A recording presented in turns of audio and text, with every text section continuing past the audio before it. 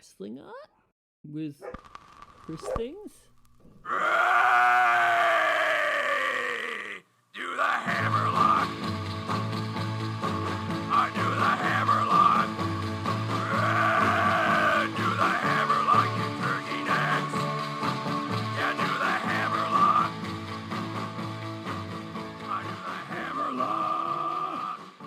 Everybody's doing it. Hello, friends. Chris Things, Brian here, your host and your pal of Wrestling Art with Chris Things. We're back for a monthly edition of the show that I have come to very much look forward to. It's our Wrestling Club special edition of the show. This is the one that highlights and features audio from the evening that was this past Monday at the Scratch Bar. Wrestling Club with Chris Things, where I have all of our Wrestling Club pals come out. We get together, and I put together what I feel is something of a unique playlist of some of my favorite kind of weird and wonderful, eclectic professional wrestling goodness. This past Monday was celebrating Monday Night Wrestling because we had our first ever one on a Monday night. So we'll be getting into that later. We'll be going through the playlist and our thoughts of the night that was with Perfect Attendance Wrestling Club member Joe a little bit later in the show. I'll also do my best to include some audio from the night, from the content that we played as well. The funny thing about professional wrestling, a lot of it works more on a visual level, but I think there's some here that'll work on an audio level as well. So I hope you guys enjoy that. I think it's probably going to be a beefy length episode. We've had a few of those lately. My apologies. It was a beefy length Wrestling Club evening as well. Sometimes more is more. I don't know. If anyone taps out throughout this episode, I will not be offended. It's okay. But before we get into that, before we get into the lovely night that was at the Scratch, I thought I'd do maybe an abridged version of my what's happening in the world of Chris Things intro monologue segment here. A few things, I've been very lucky and thankful to be doing some very fun commission work. So teeing up some jobs to close out the year. But I always just love bringing people's weird and wonderful ideas and commission concepts to life in Chris Things art form. If ever you feel like hitting me up to do such a thing, I would love to do it. Please swing me an email or Instagram message. Website's christhings.com.au if you'd like to take a gander and hit up that contact page. But I appreciate all the things that come through. So I've had a lot of fun with that this past week. It's a lot of fun and something that when I was early on in my, sort of like artist career, having these commission things come along, like, wasn't the easiest thing. It sort of like makes me, just to appreciate the sort of where I'm at the moment, that I do have, some different people out there that would like me to make Chris Things thing of their own. It's a very cool thing to get to do. It brings me back to my days in primary school where I would have people ask me to draw stuff on their school books, and I would be very happy to do that. Ziggy, come here. Ziggy's just barking at the back door. He comes out here on the front deck because he wants to keep me company. And then right when I start recording the podcast, he's like, all right, I got a bark to go inside and disrupt this entire thing. Mate, what are you doing? Come here. The joys of doing a podcast with a dog, man. Come here. Let's put you on my lap. There we go. All right. But the other thing that has been on my mind, some of you all might not be aware. Those of you with a Chris Things 2025 calendar are likely aware. 2026 calendars, by the way, are available to order now on christhings.com.au. But next week is going to be my birthday. Yeah, Tuesday the 18th of November is my birthday, and I'll be turning 39 years old, which is kind of wild. I'm really circling in down that sinkhole to 40. But, it's sort of these times that make me look at life and reflect, and that's kind of part of what this podcast is meant to be, a bit of a personal journal, at least the start bit of them anyway.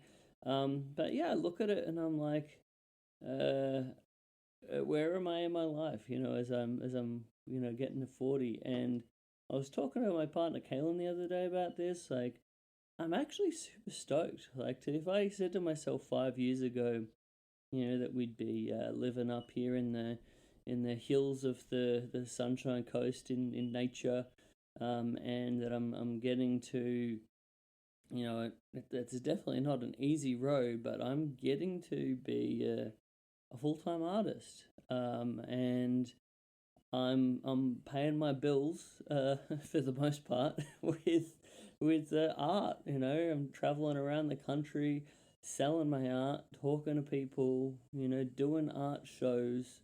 I just feel like really cool about that. And yeah, it has been a lot of hard work and a lot of tears and a lot of anguish and a lot of frustration and a lot of, bummer kind of moments, but some really wonderful and lovely moments as well. And it's definitely like the most rewarding thing that I'd say I've ever done in my whole life, especially when it comes to like a professional sense.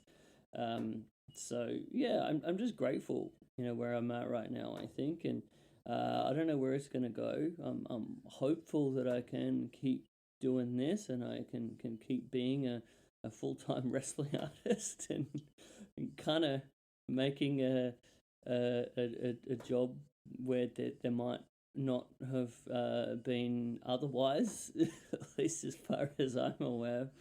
But I love it. I love doing it. I love watching wrestling. I love making art of wrestling. And I love doing these in-person events where I get to talk to people about that. It's awesome. I love it. So yeah, looking at my life as I'm closing in on 40, I'm thankful that I'm getting to do this thing.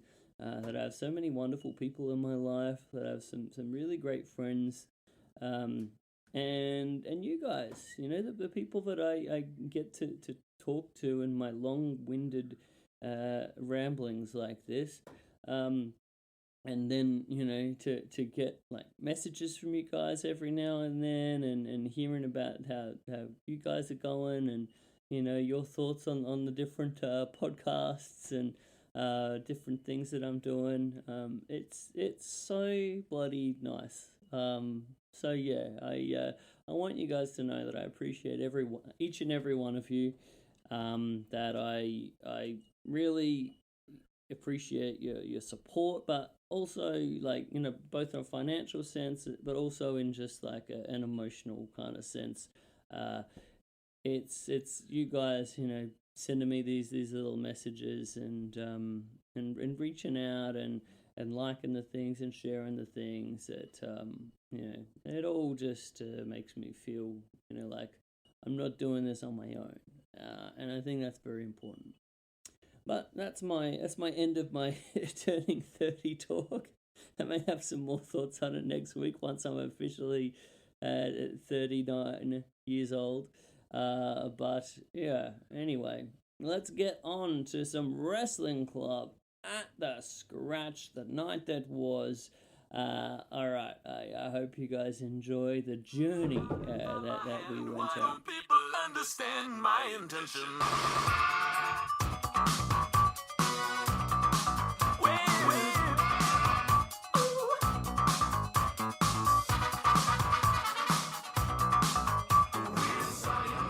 Okay, friends, we we are here. It is time for Wrestling Club. Hey. So tonight is our first ever Monday Night Wrestling Club expedition, which I'm very excited about. Tonight I'm looking at celebrating my love for Monday Night Wrestling. And we'll see if maybe the playlist might be curated towards such things. But Monday Night Wrestling nostalgia. Vaguely what I'm going for here. As always, we've got the things for purchase here. Give me a yell if you want to buy anything. But let's enjoy some wrestling together. Yay.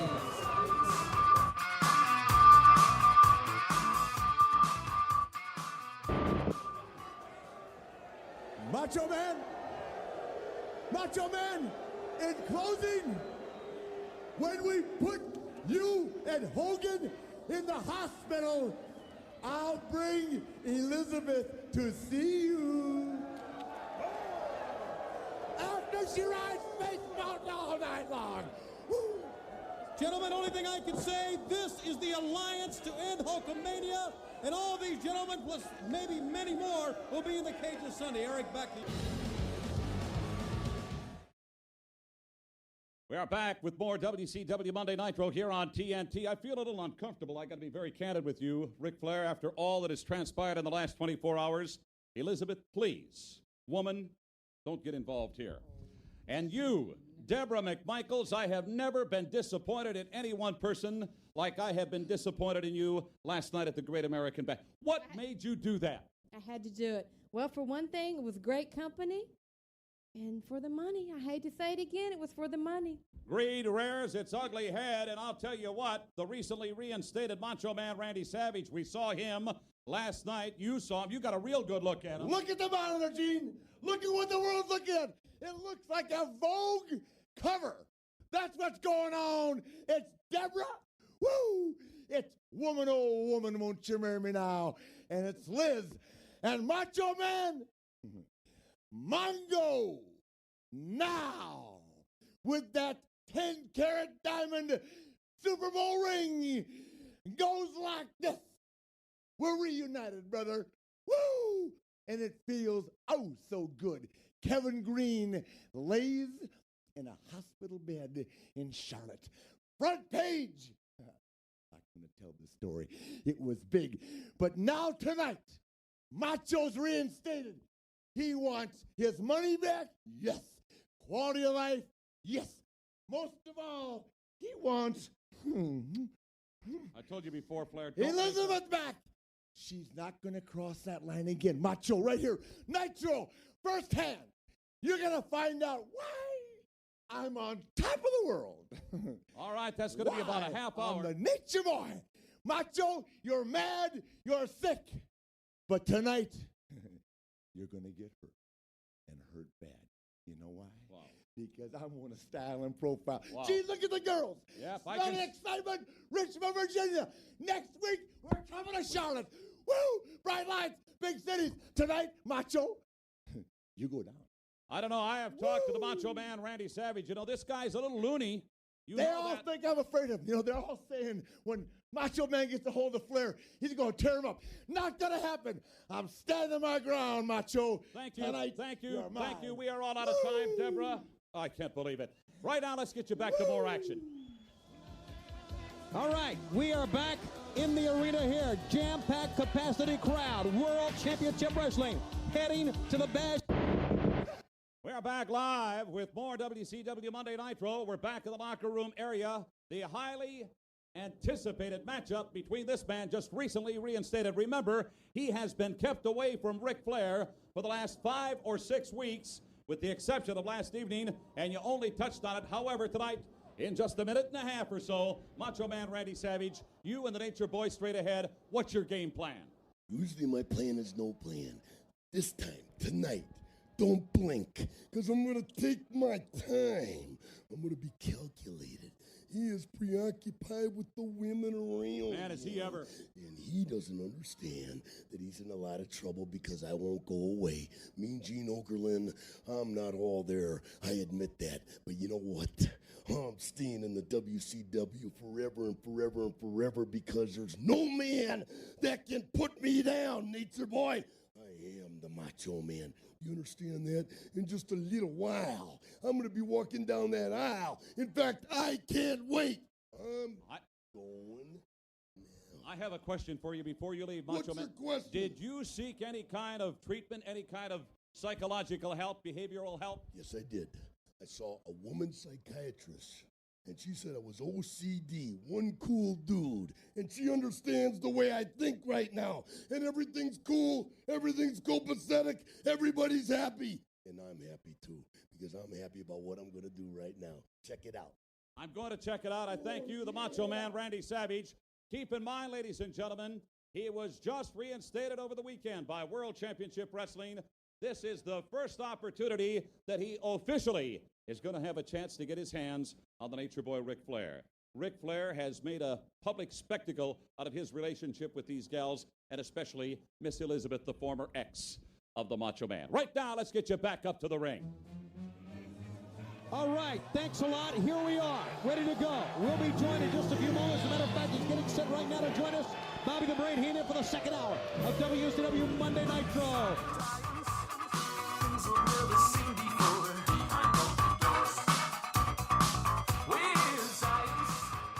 Okay, folks, we are back for our Wrestling Club debrief, Wrestling Club number 15, as it were, and we are being joined once again by perfect attendance Wrestling Club member Joe. Welcome back to the show, my friend. Chris, it's been too long since I've seen you. It feels like forever, even though it was last night. Almost 24 hours. Yeah, exactly. Yeah, it's a fun deal. I thought it'd be a good idea to try to catch it up while it's still fresh in our minds. Not even 24 hours ago. We had a wrestling club event last night. I had a lot of fun. How about you? Had a great time, and we saw some new faces there as well, which was really cool to see some people come along we haven't seen before. So yeah, had a great time. Yeah, slightly different deal with it being on a Monday night. You know, you have some people that I guess, like Monday nights are a little bit trickier for them to come along, but then, you get other people in their place. So it felt like a fresh one. Yeah. Also that time of year, everyone starts getting busy from around here. Yeah.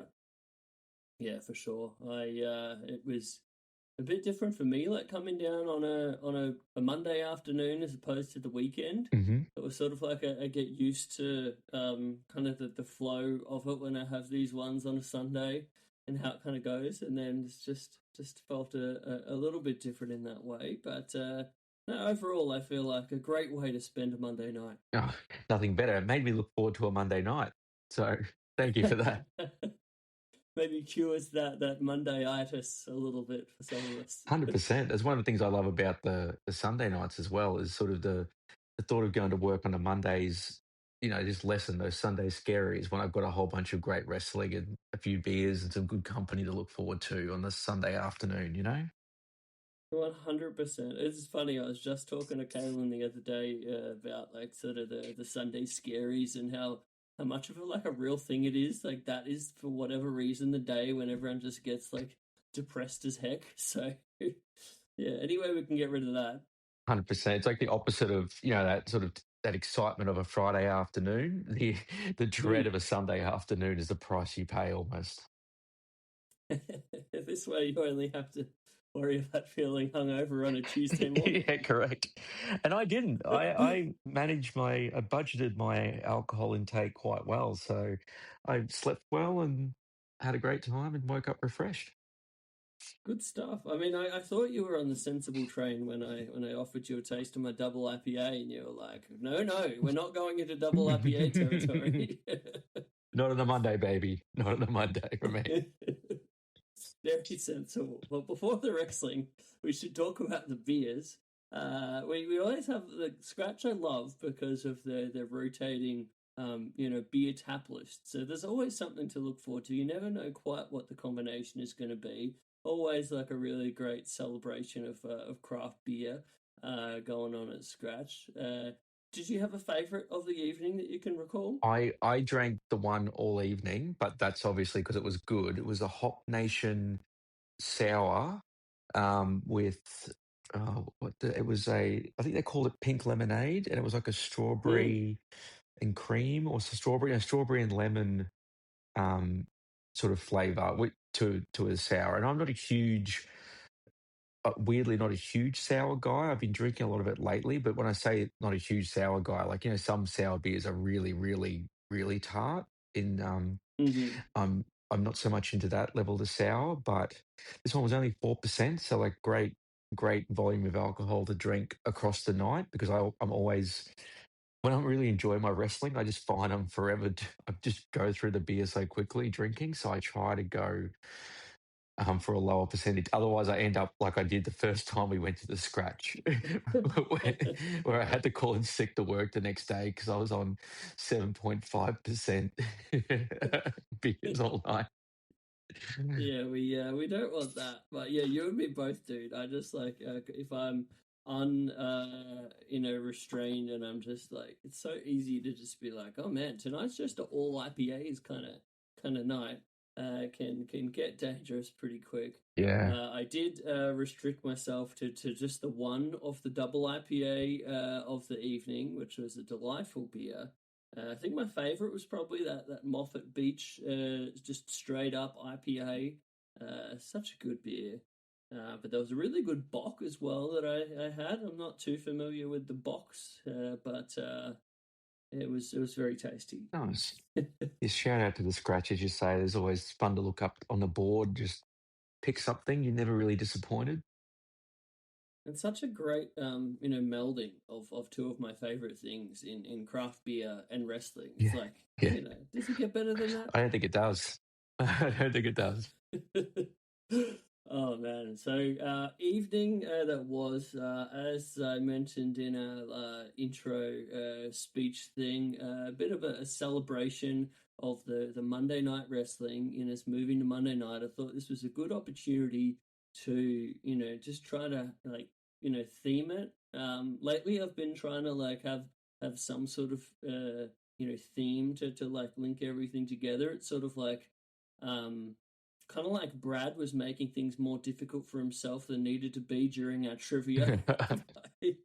Adding an extra little thing in there of him needing it to be Monday Night Wrestling personalities from both companies. Yeah.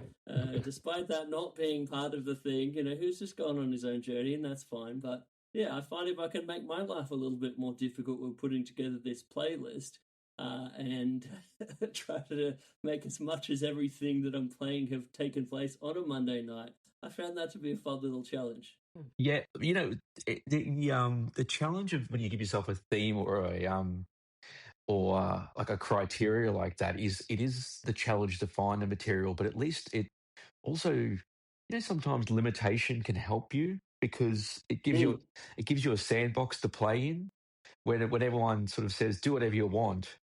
Sometimes that's harder because whatever you want, there's such a world out there to choose from. And so sometimes when you limit yourself, it does force your mind to think a bit more creatively and focus, I guess, too. Absolutely. I'm a big believer in, there's nothing more stifling to creativity than like a blank page and infinite possibilities. Uh-huh. So when you do have something that you have to kind of like work within certain bounds and you can kind of try like push those bounds a little bit, I think that's for me where most of the fun creativity kind of stuff comes from. And yeah, for this one, we had a lot of nitro. I originally was like planning on doing some stuff, like some WWF stuff as well, from Raw. But as I got through this, I was like, it quickly came apparent to me that we're going to run out of time, or it already was pretty long as it was.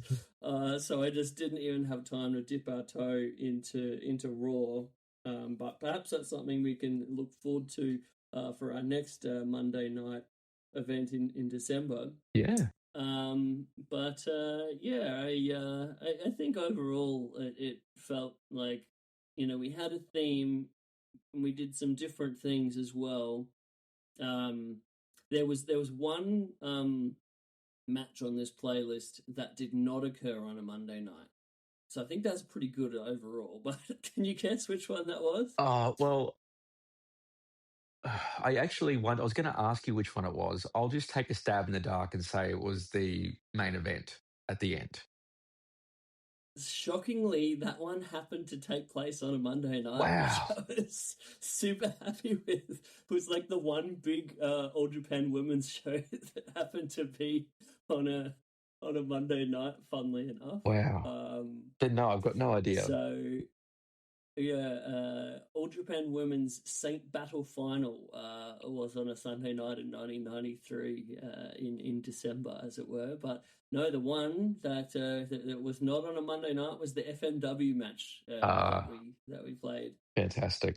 But you know, I had to get some Terry in there, and of course, you know, continue our Mike Awesome Masato Tanaka rivalry Forever. Always and forever. Yeah. But going back to the start, we officially kicked off the evening with the debut of WCW Nitro. I thought, you know, what better place than to, you know, do where it all kicked off. The debut as a commentator, I believe, as well, of Steve Mongo McMichael, who we had as a continuing personality through the evening. Mm-hmm. And yeah, we got the first ever match on WCW Nitro. That was Flying Brian Pillman and Jushin Thunder Liger. Not a particularly long match, but a match that I feel was super impactful for the time. Quite groundbreaking. Like the idea to start out Nitro with this match with a Japanese wrestler like Jushin Liger, like the first ever WCW Nitro. Like it would have been such an easier thing to go with, like, you know, more well-known American wrestling personalities, but for them to start out with this, I think was a really ballsy move, and one that, as a big fan of both of these gentlemen, that I appreciated.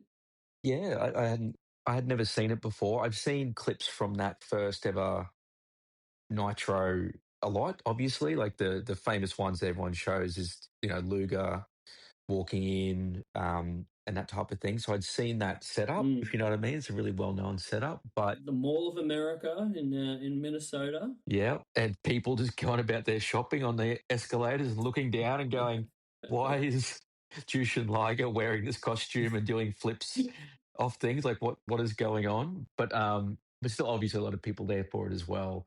But yeah, you're right. It is a brave move. But then at the same time, like two fantastic wrestlers. It was always going to be spectacular and eye-catching, and you've got your big names coming out later in the show, I guess. But it was a really fantastic match. I know Brian Pillman you're a huge fan of, and you watch him here when he's working with someone like Jushin Thunder Liger, like just both of they give so much for each other and can really you know, when they got someone of that skill and that opposite them in the ring, they can really do a lot. And yeah, I really enjoyed it. Oh, for sure. And I think it also, like, one of the things that made it work was that both of those dudes spent a decent little bit of time in, you know, Calgary, in like the Stampede territory. So they both have that sort of like Calgary style that I think came out in that match, you know, quite a bit, which was pretty cool. But yeah, I think it was it's sort of symbolic that, you know, they started out the first ever Nitro with like a you know, really great, like, little work rate kind of match between two of the best wrestlers going in 1995. It's funny too, because you, as you say, there's a lot of Nitro on the night, and it is now, again, with that revisionist history we've spoken about before. Most of what we talk about when it comes to Nitro is Hogan, NWO, and, you know, the ups and downs of that.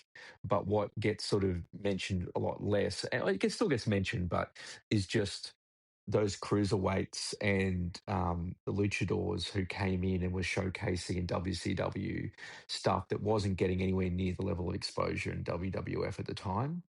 And just so much of that when I was younger is what really caught me. Like, you watched your bigger personalities and that, but it was those mid card or opening matches that where they'd showcase stuff like this that when I was really into my wrestling as a teenager really captured me. I just always thought that was more dynamic, and I guess that's probably carried through all of my wrestling. The stuff I like is that type of stuff. It was a huge influence on me. Yeah, I would agree. I was very much the same. Like I remember watching WCW Nitro in its later days with my pals when we first got into it, and doing our little Nitro parties of our own. And yeah, it was great because you would have that excellent contrast between the big time cool personalities like a Roddy Piper or a Macho Man or a Ric Flair or a Lex Luger or Nash or Hall or any of these kind of like big time personalities, but then you'd have the awesome wrestling. And I think that was like a combination that was like super ahead of its time when you compare it to what Raw was doing at that time. Yeah, and sort of, it's interesting to revisionist history if WCW had won the Monday Night Wars, would that be the template now that people would think is what you should put together in a major wrestling show? Or whereas like the Attitude Era, it's one of the byproducts of that was that it's not about wrestling really, it's about skits and personalities and in North American wrestling anyway. Like that's what people want. They don't really, the wrestling is sort of just the structure and everything else is around it. So, well, unfortunately, that's the way we went as in the English speaking world. Anyway, I often say I'm so sad. I feel like the wrong team won, and we've been paying for it ever since. yeah, it gets like that. But yeah, I often complain about how there's still so many things that were like created by Vince Russo that are just tropes of what people expect out of American TV wrestling to this day. And yeah, it bums me out so much because I mean that's what I was trying to do was showing this sort of like selection of what I really loved about WCW that we're going through tonight. Sort of like showing the variety and interesting different styles of wrestling and fun weird stuff that was going on. That I think does get lost in the conversation a lot of the time when we talk about the winner's narrative of the Monday Night Wars. For sure. But then we also, let's not forget, I made sure very much to include the following segment of that first ever WCW Nitro with Pastor Mania running wild. An iconic promo, which just proves that Hulk Hogan was a corporate shill his entire career. Like if you thought it started with real American beer just before he passed away, no. Hulk never met a dollar he could say no to. I am sure he only lent his name to the highest quality of pasta and of products. Yeah, exactly. I'd love to know if there was any more theming like in the names. Like, was there like a Cobra Carbonara or like or like a wristlock rigatoni or something like that? Like, did it go that far, or was it just slap his face on it? It's yellow and red, and the rest of it just who cares? Was there not that much thought going into it? Oh man, so much potential there, man. Oh well. So I don't know how long Pastamania lasted for, but at least Hogan seemed very enthusiastic about it. I think it lasted about as long as that promo, and as long as it took for Hulk to cash that check, and it probably went out of business about 20 minutes later. I think there's a likelihood of that. Yeah. All right, now we depart. We move over to the aforementioned FMW match. This one was at Korakuen Hall, September 24th, 1996. A match that I looked at and I was like, how have I not included this so far in our Tanaka versus Mike Awesome rivalry. Here we have Hayabusa teaming with Masato Tanaka against Mike Awesome, the Gladiator, and Terry Funk in a match where, like, I just look at these four names in one match and kind of salivate at the prospect. And then it ends up being a bloody awesome match as well. What did you think? As I said last night, I watched it. It was like, okay, cool. Well, that solves what's my favorite match of the night going to be for the rest of the night. But I thought it was incredible. It's so much you could just pick out in it.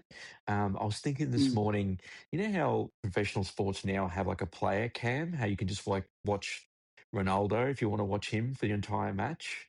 And I wish they had that technology back then, so I could watch this match like 4 times just to watch Terry the whole match, and then go back and watch Mike Awesome the whole match, and then see what Hayabusa's doing the whole match. There's so many fun. Yeah, because we had a lot of like stuff going on in different parts of the building. Where we had to go from what's going on in the ring versus brawling outside on the bleachers. So yeah, I assume there was maybe a bit that we missed out on there due to having to be selective with the camera work. Yeah, but still so much great camera work. Like you talk about the bleachers there, that fantastic part where Mike takes Hayabusa for a walk through the crowd. They're scattering, takes him right up the top of the bleachers just to bang his head into one sign up the top, the iconic West sign. Yes, I guess that would have hurt more if he hit his head on that one as opposed to anything else that was closer. But that was great. And then, some of the pairings, so you've got Mike and Tanaka doing a lot of their classic bits and spots. A truly horrifying dive from Mike early in the match where it looks like he just lands straight on his head rather than on Tanaka. Followed by like an unbelievably beautiful dive by Hayabusa where it looks like he may have broken his tailbone. Unclear. Oh my gosh, that looks painful. I remember said to you, like, like the amount that he sold the tailbone. I'm just like, is this a masterful selling decision, or he just really hurt his ass? I reckon he just hurt his ass. You got the Mike has these, I call it like, the chair duel with someone. It's not Tanaka, but but a classic spot as well. But just so fantastic. All 4 different styles as well to have in the ring. You've got the brawling Terry, you've got the smash mouth, like Rock'em Sock'em robots of Awesome and Tanaka, and then that graceful style of Hayabusa as well. Having 2 guys. Hayabusa looks fantastic in this match, dude. Like the amount of like crazy athletic, like beautiful stuff that he did, but also like doing it with like such sort of like both like grace, but also with like emotion and like feeling to it. I feel like that's one of the real special things about Hayabusa. It is matches like this where you're like, oh yeah, this is why he was selected like to replace Onita as the face of that company, and why it should have, really taken off, and why his name is so legendary now. But it was just such a fun match. And then I think Brad spoke about it. Some of the most innovative table spots using only one table the entire time. That was fantastic. And some of the sounds, I was going to say too, the sound of Tanaka's head when he gets it split open on that table and the dent he puts in it. Oh, man. Just a shot that would kill me immediately if delivered to me. Mike with jumping off the top rope with the table to hit someone with it. Dude, incredible. And I was so stoked that you got the video of that on the night in question. So good. Just unbelievable. Yeah, just again, one of those things where I'm not at all surprised it was that good given the 4 people involved, but it was just such a delight to watch. Yeah, just absolute like best case scenario where you just get magic from all 4 guys in it. And of course, how can we not talk about the Terryisms as well? With like Terry's like different cells and stumbles and falling through the ropes, and man, magical. The part where he gets himself hung over on the rope after he's the one who slammed Tanaka into the table. But Tanaka falls out of the ring or something, and then Terry's still caught up on the just some of the way he reacts to getting hit, the classic Terry jabs we get. Oh, Yeah, I'm just doing a laundry list. Really, it doesn't. I'm not really imparting what a great match this is. If you can find it on YouTube, watch it. It's so damn good. highly recommended. So we then travel back to Nitro for this is the March 18th edition of Nitro. It took place in Chattanooga, Tennessee, of all places. We go to the Steiners versus Public Enemy of Rocco Rock and Johnny Grunge. I wanted to make sure that I included a Steiner Brothers match in here somewhere. I had a few different ones to pick from, and I forgot how awesome this was and what a great little showcase of Public Enemy this was. What did you think of this one? Well, this is great. I don't think I've ever seen a Public Enemy match before this. Certainly not in WCW. And as we sort of spoke about the night, it's the type of match that you've seen the Steiners stomp and just have a squash match against a team like this. But instead, clearly there was chemistry there, or they just got along together. I don't know, but they gave a lot for them. Both? And it was sick. One of my favorite spots is where I think the Steiner is Rick's on the table and they go to do a splash through the table, and instead it's the Public Enemy go through the table outside the ring. Yeah, we definitely got the table spot again. Two matches in a row here, incorporating the table. But yeah, I swear there was a while there where the Public Enemy would like bring their table, with them to the ring. You're like, oh, what are they going to do here? And like every time they would just be on the receiving end of this table. You're like, wouldn't they learn? Maybe they should stop bringing a table to the ring. Stop bringing a chair. Bring something else, whatever it does. I just love the idea. It's like, all right, we're just gonna like create some spot where one of Public Enemy is going to go through the table, and that's like part of their shenanigans. Yeah, it's great. No, but a great match. And the Steiners in fantastic form. Some of the best ring gear that's ever been worn by wrestlers. Multicolored polka dots. Nothing more manly. Classic. So good. And the Steiners, we also got them just throwing these, big old Public Enemy boys like all around with a variety of like suplexes. I remember there was one that I don't know if it was like Scotty or Rick did on Johnny Grunge, and Johnny Grunge is a pretty big boy. He did like a belly to belly overhead suplex, kind of like the one that what is that Ridge Holland dude like broke Big E's neck on. And you get like worried when you see a suplex like that, but no, he had like so much pop and strength that he just got him like clean over, and it looked absolutely fantastic. So good. Yeah. I mean, that's the fun thing too of getting the Steiners being as powerful as they are. They can do that to that size of guy. It's not just the little guys who get thrown around. So, but yeah, fantastic. So impressive. So we stayed.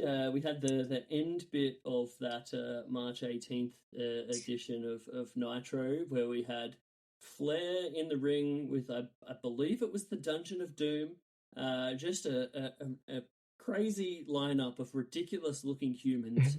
And Flair just doing the most batshit Ric Flair promo you ever did see.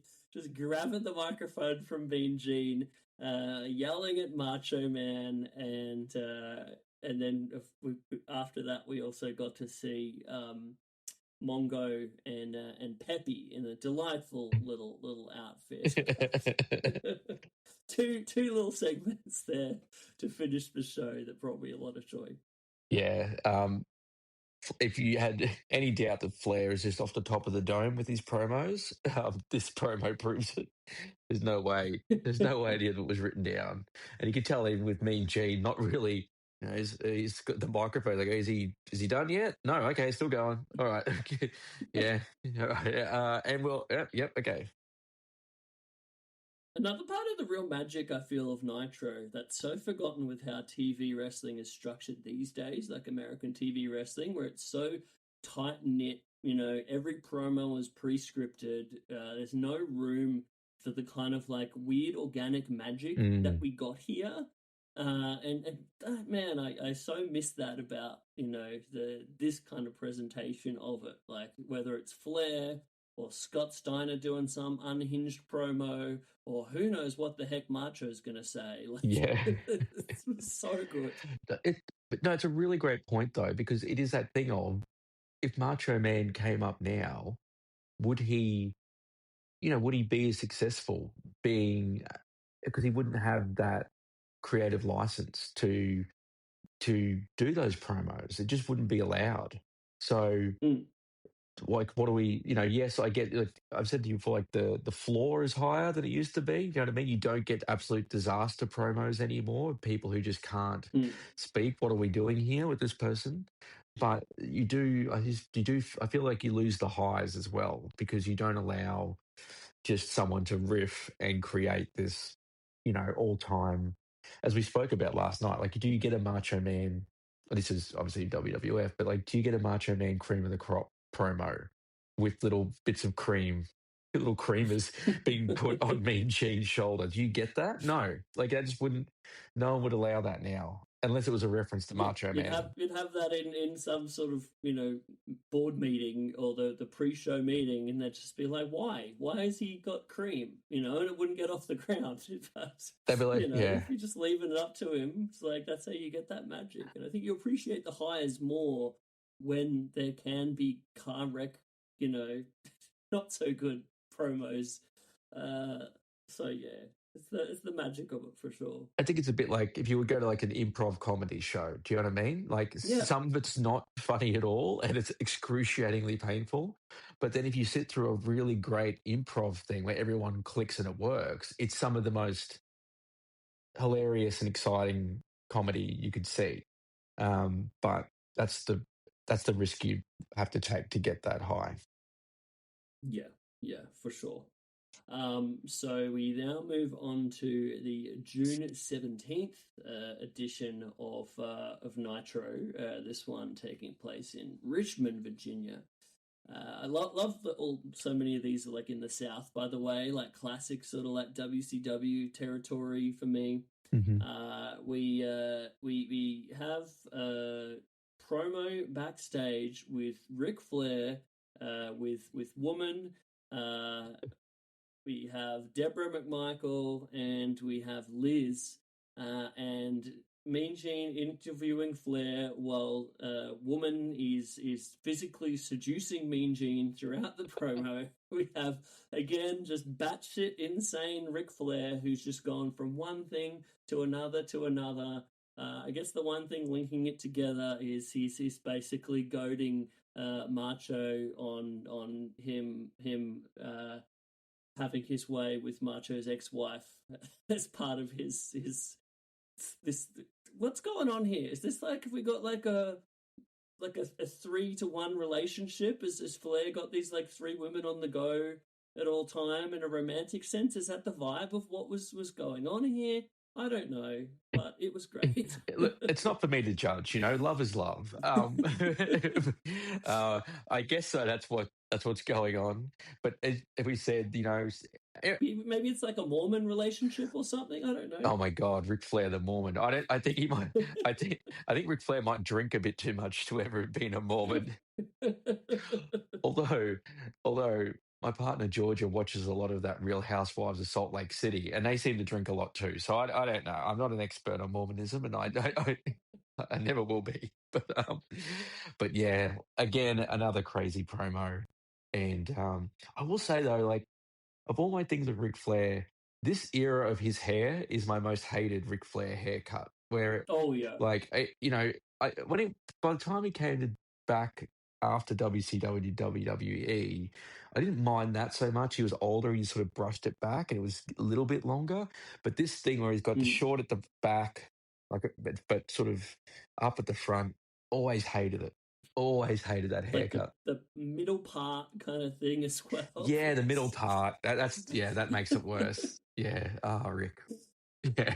I mean, I will say, I think my more hated one was after he lost like the hair match, and then he had like this weird crew cut. I think that was like the most, just felt so incredibly wrong to see in like that sort of 99 2000 period. So it does get worse. Oh, good. Like most things with Ric Flair, things can get worse. But yeah, so this was me sort of building up, continuing our road to Flair versus Macho. We then get a great promo backstage between with Macho giving his thoughts on the situation, and again, like you were saying earlier, just the most crazy, amazing shit. A part of it is him talking about how he what was it? He was catching up with his therapist, and she said that he had what was it? OCD. OCD. One cool dude. Yeah. So things are copacetic, Joe. When have we ever, before or since, got the word copacetic included in a wrestling promo? I mean, just woman psychiatrist. But that's it. Like, but I've seen that clip now. Like that clip goes around, and you show that to people who know nothing about wrestling, and just everything's so extra with him that it does cross that. It crosses that invisible line into so immensely entertaining. Like you don't just have the hat, you know what I mean? You don't just have the jacket. You do everything to the absolute max, and you throw yourself into it so wholeheartedly. I mean, I think you and I spoke about that last night. It's one of the things, if you're going to do something in wrestling, go all the way. If you're going to be, realistic and violent, then go pretend that it is real and violent. If you're going to go ridiculous, go full ridiculous. If you're going to be larger than life, be ginormously more than life. And you just can't take your eyes off this. And everyone in the bar just erupted with that line as well. Oh man, that was so good. It was like he was our Dusty promo of the night. It's just like another dude that just exudes charisma. It's like just bleeds out his pores at any time. Like, in addition to just the glossy sweat that he had like all over him during this promo. I mean, the visual, every part of it, such bright colors, the fringe jacket, the cowboy hat, it was just so intrinsically Macho Man in the best of ways. Mm-hmm. And as throughout his career, but especially in like this, he's just the reddest man who's ever. And I'm just perpetually worried. That Hogan hot dog skin. Oh yeah, but he's. I don't know, he hasn't stained himself with as much dye, so he's gone redder. He's gone more like a Frankfurt or something. Like, but loved it. Loved every bit of it. Oh yeah, another guy. I was waiting for the right time to introduce, like Macho Man to wrestling club, and I felt like while the mid '90s period may not necessarily in WCW may not necessarily be seen as like the peak of his career, because obviously he had like so much great stuff before that. I think it's a real magical part of his career that needs to be celebrated more, especially this kind of like 95, 96 kind of era, because he could still go.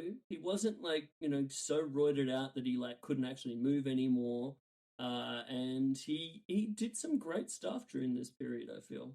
Yeah, we talked about that last night. You look at his physique in this, and he's obviously in shape and probably juicing, but he's not that. Like still like by the standard of a normal human. Yes. He looks like ridiculously yoked, but this is like smaller yoked by Macho standards, I guess. This is plausible deniability roiding. It's like this could just be a man who works out. He's not a Steiner, where like this is a physical impossibility that you've got become like this. And it's not like he ended up becoming as well. But yeah, he moves around, and as one of my favorite parts is he drags Ric Flair over to that table of food and wine and champagne, and then pours the champagne all over Flair and goes to whack him with the bottle, but clearly has just enough sense to not fully hit him with it because it's not a stunt bottle, it's a real bottle. And if he hits Ric Flair with a real champagne bottle, that might be the end of everything. So Yeah, and as we heard on commentary, that would definitely be a suspension. He's just back, so he doesn't want to go back to suspension. So we got that plausible explanation for it. Thanks to Bobby Heenan and Tony there. Yeah, very smart commentary actually, because it's clearly he pulls it. He clearly pulls the punch on hitting him with it, and they go, "Oh, there's the reason for it." So that's good commentary in the moment. Tony was always good for that. Like Shivani, he had various points where I vaguely remember him, like sort of when stuff didn't go quite right, he would be right there with an explanation to sort of like give it an air of logical kind of like explanation, or at least try to, which I always appreciated. Yeah. Well, I mean, that's one of the jobs. It's not just about getting things over; it's about protecting the work, right? Yeah, it's like no one cares about that anymore. But yeah, so this was the actual match. We went straight into it from the backstage interview into the Flair versus Savage match, and it felt like the way they did it. This was just like live to tape interview followed by match. Which, thinking about that, like you're literally going from doing like a 3-minute promo straight to the match. Like this promo was clearly just off the cuff in that sense. So I was impressed by that to start with. But yeah, this was sort of the big match after Flair had been goading him for so long.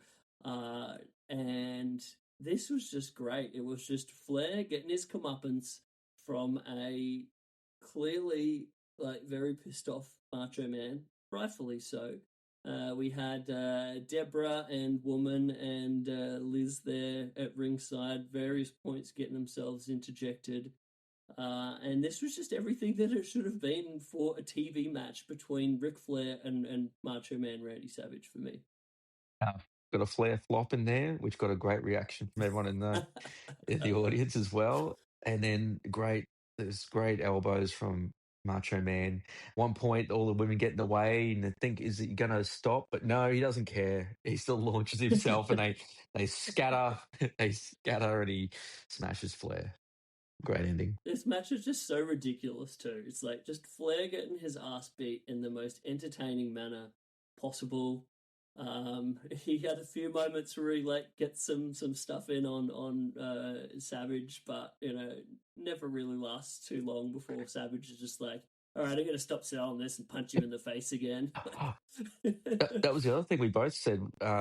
You forget, like, doesn't sort of have he does have a reputation, obviously, for being a great wrestler, but just how good Macho Man's punches look when he's laying it. They were so great. They look so good, And if you told me he was connecting, I'd believe you. But if you told me he doesn't even graze the person, I'd also believe that because he's so good. Yeah. But either way, they look fantastic. Yeah, 100%. I enjoyed the heck out of this. It didn't have a clean finish. We had the Horseman run in at the end, and that like CTE inducing steel briefcase shot to the head on Macho. My gosh. Yeah, Benoit getting like it was a pile driver from Macho. Yes, was it? yes. I remember that being a really good pile driver as well. Might have been too good. We don't know. But yeah, that was great. Yeah, I just thought that the chaos in the end, and then it keeps the feud alive whilst that match itself still just being awesome for itself. Like, I thought despite it being like not a clean finish, this is sort of like the kind of the way of doing it where I'm like, all right, I get it. That was very well done. I enjoyed the heck out of this. As you said though, like for a TV match, right? Like this isn't for a pay-per-view. So like he gets his comeuppance, but it's still ongoing. And then if you want to see him finally get his comeuppance, pay money at a later date potentially. Yeah. And then I believe we also got a little preview in there of Glacier coming soon to WCW. I think we had a few of these, and I'm pretty sure they just would play the exact same video package over and over again. But it was such a cool video package. I could never watch that thing too many times and not be jazzed about Glacier, finally making his appearance on Nitro. Had our favorite mid-90s computer generated graphics, which we have a lot of fondness for. And what I wouldn't realize at the time, or maybe I would have, but just clearly ripping off Stargate in the design of what they Yes. were doing. Don't know how they got So away we with got a it. bit of Stargate. We got a lot of Mortal Kombat. This is going to be great. And How could it not be? and we all have a warrior inside us, as the as the promo told us. We do. Blood runs cold, Jeff. I'm always saying that. I can't stop myself. Oh man, tremendous stuff. Just so of its time and so great in every way. And even like the ending bit of the clip where it like then sort of like you see the eye of like the real close up of Glacier's face and that iconic like eye look. Man, this was very well done. Mm-hmm. We then go to the August 1st, 1996 edition of Nitro for a match that I loved oh so much between two of my all-time favorites. We have the first appearance of Eddie Guerrero on this evening's wrestling club against none other than Steven Regal. Two guys that I think are just fantastic wrestlers. Sometimes you have these kind of matches on Nitro where that sort of don't really get time to necessarily match up in the best way or get the most out of what you think this match could be. But I thought this absolutely did. I thought this was like such an excellent little match between these two, and everything about it just hit perfect for me. What did you think? Yeah, very good. Great finish to it as well. And just two great examples of two excellent wrestlers, but in very different styles. But because they're so good, obviously, in how their knowledge of how to construct a match and everything as well, they just worked it really well, really perfectly. Regal, one of the great heel characters, and just his whole look was so good. Yeah. There's like facial expressions, Yeah. the demeanor of just disgust at all points. Like, Yeah. And Eddie was so good with those facial expressions as well. So that was another thing. Like, in addition to the work being so good, and like I'm sure a lot of sort of like on the fly, just kind of like reactive wrestling because the guys are just two such like pros. But yeah, like the emotive kind of stuff, I thought was really well done too. Mm-hmm. No, it was excellent. And some of that earlier stuff from Eddie when he's a bit younger, he's not quite as jacked as well. No, he's still in great shape though, but just the way he moves and some of the stuff. And again, you see in watching this again why Eddie's so celebrated now. If you're going back and watching some of his early stuff, it's all these little spots and little counters and ways of subverting your expectation as to what it's going to do in a spot is so cool. It makes you really engaged. Really cool, like dynamic movement in it as well, like really explosive, like dynamic kind of stuff that you watch and you're just like, man, no one is quite like Eddie. No. So we then move on to a little something different, excerpt from the Incredibly Strange Film Show. This was a little highlight on El Santo, and actually there's a full episode out there on YouTube that I would highly recommend checking out to everyone out there. That's just a highlight of this entire genre of lucha libre monster movies, these delightful B-grade movies from the 60s and 70s out of Mexico. And yeah, just like a highlight on El Santo, one of the most important cultural figures in the history of professional wrestling.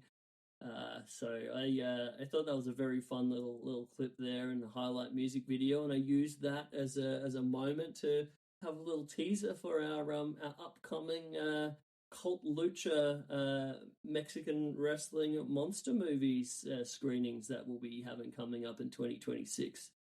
Very excited for that. Very excited. Yeah, I You haven't officially announced too much specifics yet, but we're getting it lined up, guys. So keep an eye out in 2026, coming to some sort of Brisbane establishment near you. We'll be keeping the Wrestling Cup going, as far as I'm aware, but we'll be adding in some Mexican wrestling classic B grade monster movies in there. So we'll see how that goes. Fingers crossed. But I'm very excited for that, Chris. Sounds fucking awesome. Thanks, dude. As soon as I lined it up, you were the first person. I was like, I reckon Joe would get a kick out of this. Hell yeah. And we could even have a few small beers whilst we watch these Mexican movies. Oh, yeah, just a few small beers. Exactly. Oh, man. All right, so now we go to the July 8th edition, 1996 of WCW Nitro, where we have, what do we got here? July 8th. Really should have pre-prepared this a little bit better. Come on, list. What do we got? Oh, here we go. All right. So this was the outdoor WCW Nitro that took place at Disneyland. So it was one of those ones where it started during the daytime and then proceeds through to dusk, which I always really like as a wrestling aesthetic for like outdoor wrestling. We get just a really great show open. We had outdoor fireworks going on, like so many vibes here. I love that as a unique Nitro venue. This was one of my favorite episodes of Nitro that I really wanted to make sure we got some of the key stuff in there from. We started it out with Rey Mysterio Jr.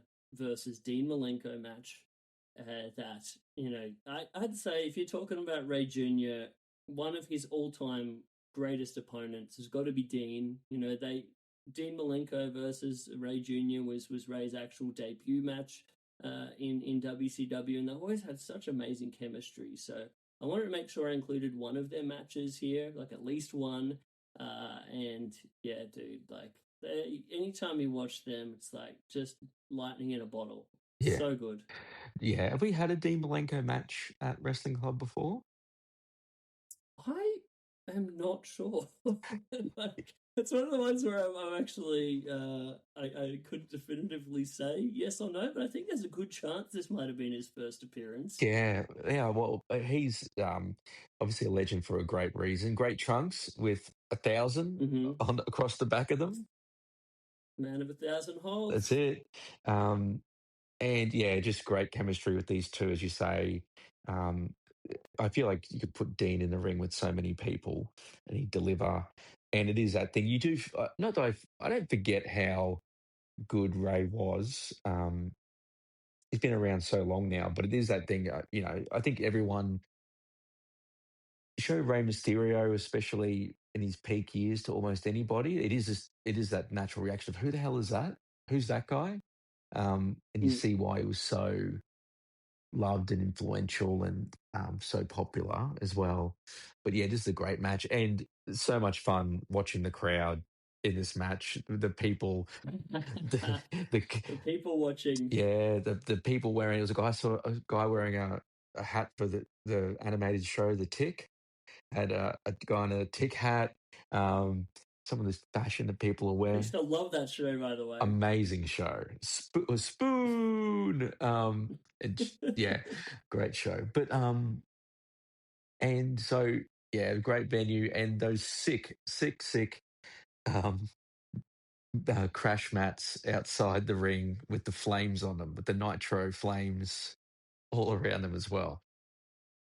Man, whoever was in charge of like the production design of this era of WCW Nitro, like everything was on point. Like from the starting like intro video graphic that is so iconic, with the nighttime buildings and the lights blowing up and everything, to the just like the branding, the color scheme, like you're saying, the flames on the mats, the color scheme of the ring, the entrance set, the whole thing just like so cool, and really brings back such a strong sense of nostalgia for myself.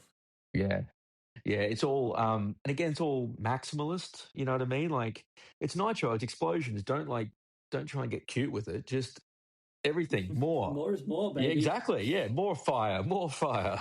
Um but no, but the match itself just really, really entertaining. And that I still can't remember what it's called or whether there's that like avalanche gut buster or something that Yeah, the like gutbuster off of Dean's shoulders and I swear he's like on the second rope in the corner or something, and yeah. just the amount of height and explosivity that Ray comes down with on it, like man, just that I feel like Ray, in addition to like Dean being one of Ray's best opponents, I feel like Ray was definitely one of Dean's best opponents too, because he could do this kind of stuff and be so explosive with a guy like Ray that probably couldn't get away with some of the bigger kind of guys. Yeah, that's true. That's true. But yeah, he just looks like he throws him into the air and then brings him down with such force.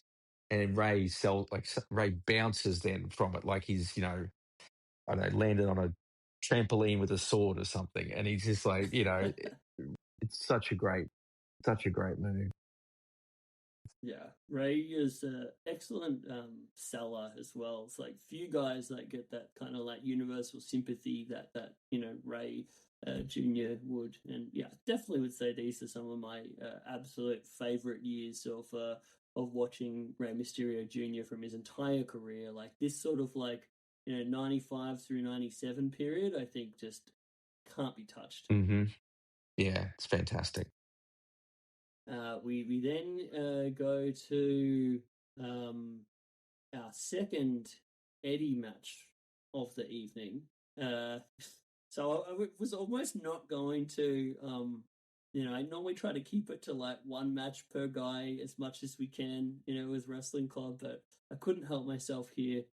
Tremendous match and great showcase for Psychosis. I believe this might have even been Psychosis's Nitro debut, or at least early on in his run. But yeah, I feel like these guys meshed so darn well together, and was just a really great like showcase of two of the greatest luchadors in Nitro history. Yeah, Psychosis has that reputation for a good reason, and such a great guy to watch with someone like Eddie. I mean, this is the other point that cruiserweight division was so stacked. You know what I mean? With so much talent and that's why it was so good because they're all wrestling each other night after night, week after week, and they're all so there's so many combinations in there.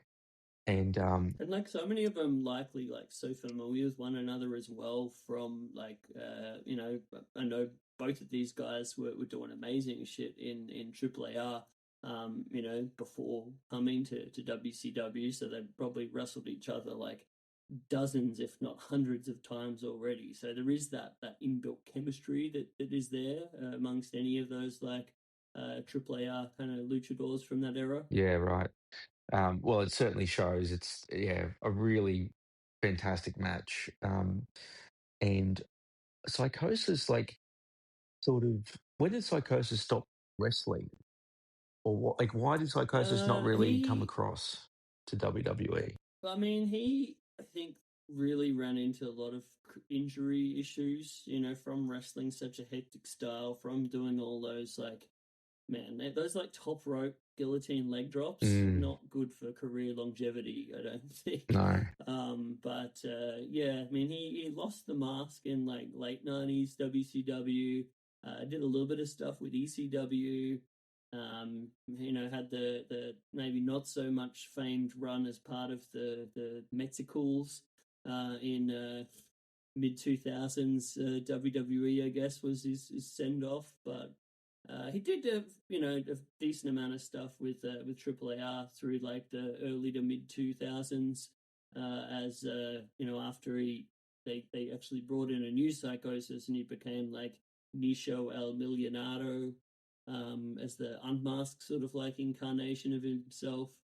So he did a lot of stuff around, but yeah, I think by the mid 2000s, he definitely was clearly in a lot of pain, unfortunately. But he did have a pretty sick match against Ray Jr., I believe, on one of those like ECW one night stand shows at the Hammerstone Ballroom that I fondly remember. Mm-hmm.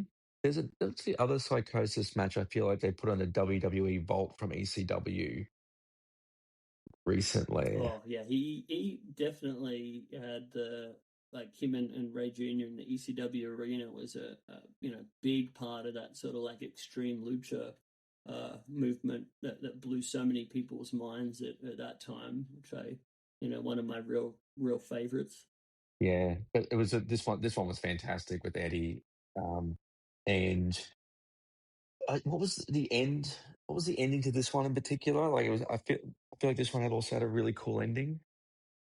I think it did, but honestly, we watched a lot of wrestling last night, and the actual finish is escaping me. That's fair. And I remember thinking it was sick. Yeah. That's all. Well, it was Eddie's amazing frog splash, wasn't it? Yes, that's right. Yeah, great blog. But there was does something before the frog splash that was really cool. I can't remember. The way he went into it, I remember, was like so good, and he just went into it so quick, and it was such an organic finish to the match. I just thought, it was some masterful stuff. Yeah, great match.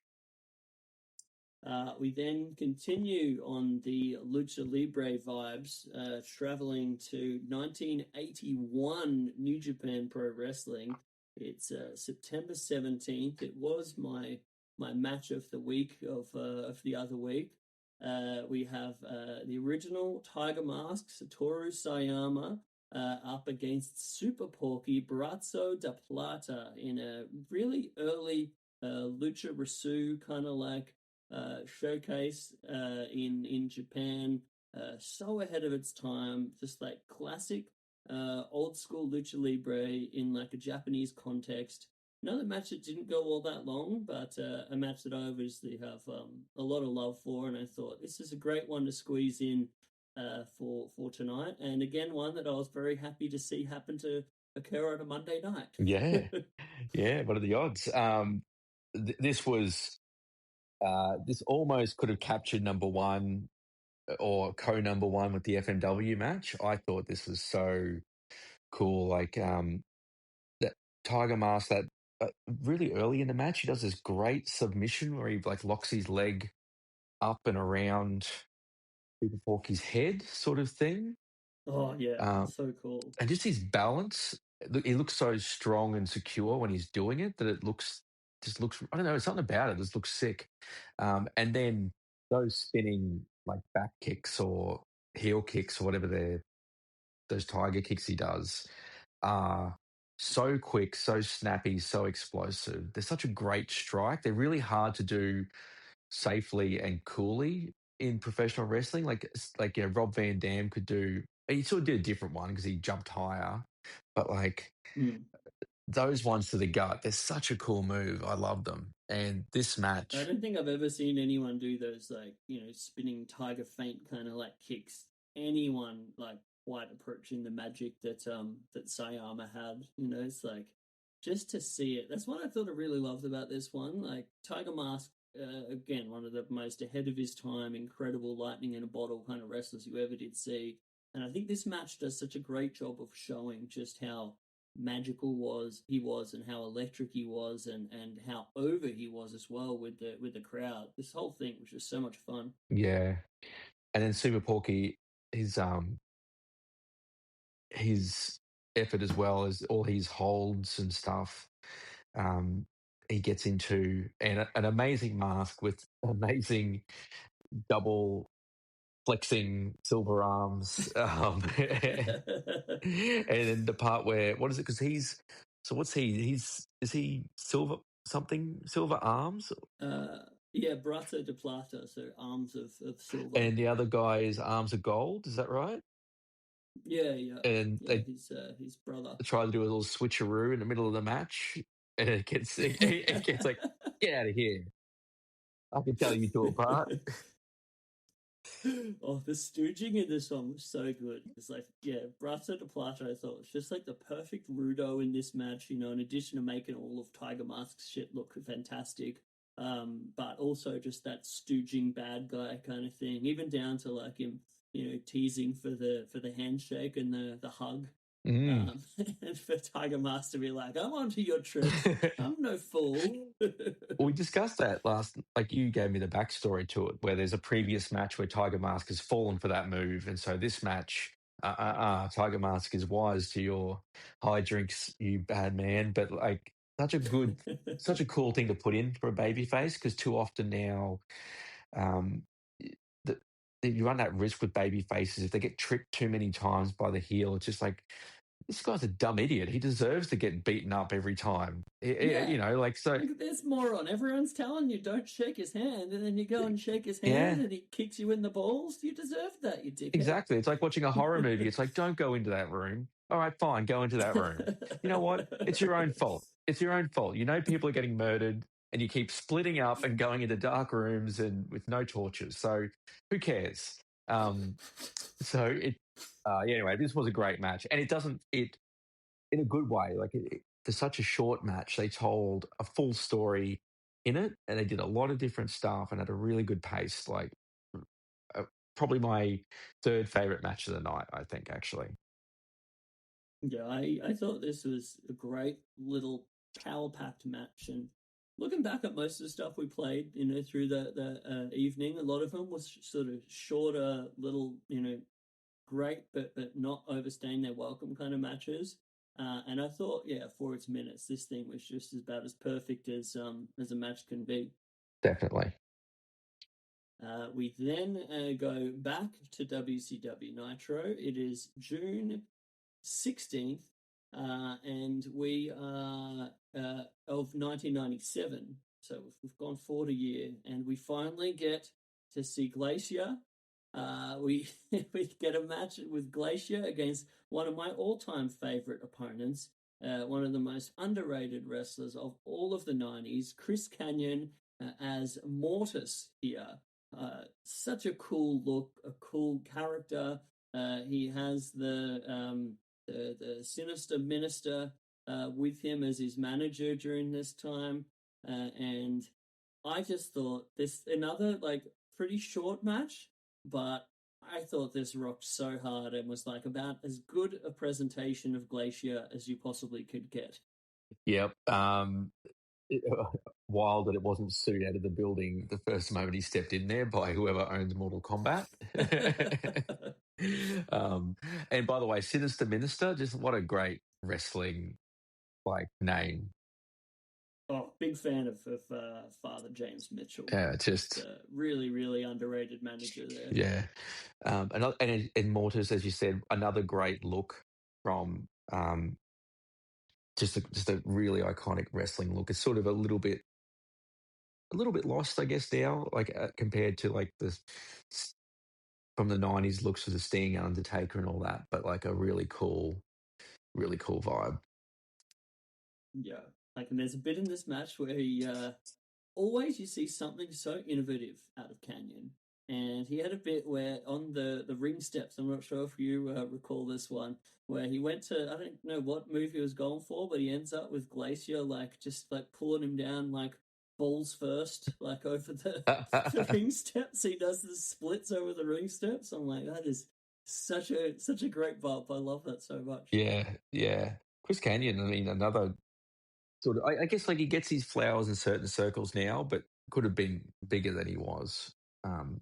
It's just the biggest thing that I think so sad about Kanyon is that he didn't get those flowers when he was still alive. And he was a guy that had such an insane level of love and passion for professional wrestling that, I feel in the big picture sort of he was so ahead of his time that if he was still alive today, he would be celebrated as one of the most innovative, wrestlers there ever has been. But yeah, gone too soon, unfortunately.